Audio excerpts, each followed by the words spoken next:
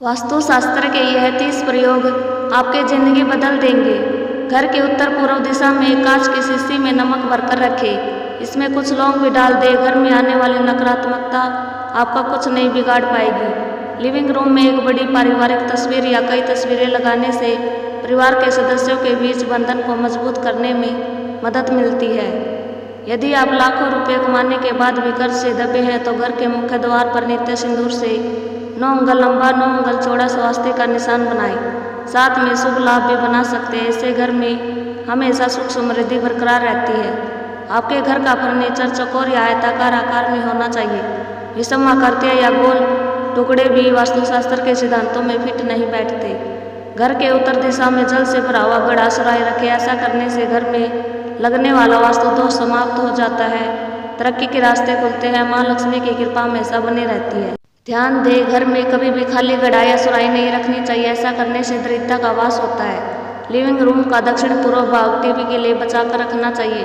दक्षिण पश्चिम कोने में एक टेलीविजन सेट आपको बहुत परेशानी देगा और इसके अक्सर खराब होने की संभावना भी रहेगी। जिस घर का मुखिया घर भगवान शिव और चंद्रदेव के मंत्रों का हर रोज जप करता है तो उसके यहाँ सुख और शांति का वास रहता है। घर के बड़ों को नियमित शिव जी के मंत्रों का जाप करना चाहिए। इससे घर में बरकत आती है। सूर्यास्त के बाद पूजा कक्ष में चमकदार रोशनी स्थापित करें। वास्तुशास्त्र के अनुसार पूजा कक्ष को कभी भी अंधेरे में नहीं छोड़ना चाहिए। पूर्व दिशा के घर में सूर्य यंत्र की स्थापना करें। पूर्व मुखी घर में मुख्य द्वार के बाहर ऊपर की ओर सूर्य का चित्र या प्रतिमा लगाए। इससे घर में सकारात्मक ऊर्जा का संचार होता है। नकारात्मक ऊर्जा के प्रभाव में कमी आती है। नौकरी और कारोबार के मामले में यह सुफलदायी होता है। घर में दर्पण पूर्वी और उत्तरी दीवारों पर लगाए। घर के मुख्य द्वार पर कभी भी कांच नहीं लगाए। उत्तर दिशा में दर्पण लगाने से आय और धन में वृद्धि होती है। दर्पणों को मुख्य द्वार के सामने नहीं लगाना चाहिए, न ही उसमें आपके बिस्तर का प्रतिबिंब दिखाई देना चाहिए। घर के मुख्य द्वार पर काले घोड़े की नाल लगाना शुभ माना जाता है। नाल का मुख नीचे की तरफ होना चाहिए। मान्यता इससे बुरी नजर से बचाव होता है और घर में रहने वाले लोगों की तरक्की होती है। घर में तुलसी का पौधा, सीता, अशोक, आंवला, श्रृंगार, अमलतासनी, कुंडी इत्यादि में से कम 2 पौधे अवश्य होने चाहिए। यमन और समृद्धि वर्धक है। कैक्टस का घर में होना शांति देता है। मुख्य द्वार के दोनों तरफ आटे से छोटी सी रंगोली बना ले।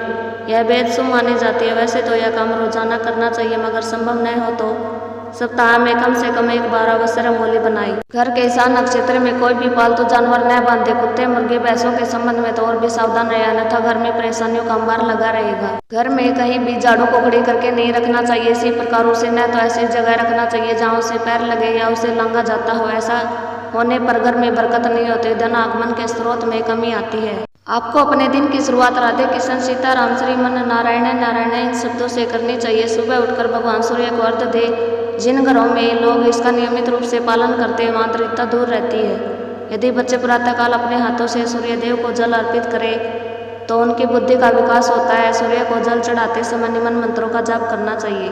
घर के उत्तर दिशा में देवी लक्ष्मी की ऐसी तस्वीर लगाए जिसमें वह कमलासन पर विराजमान हो।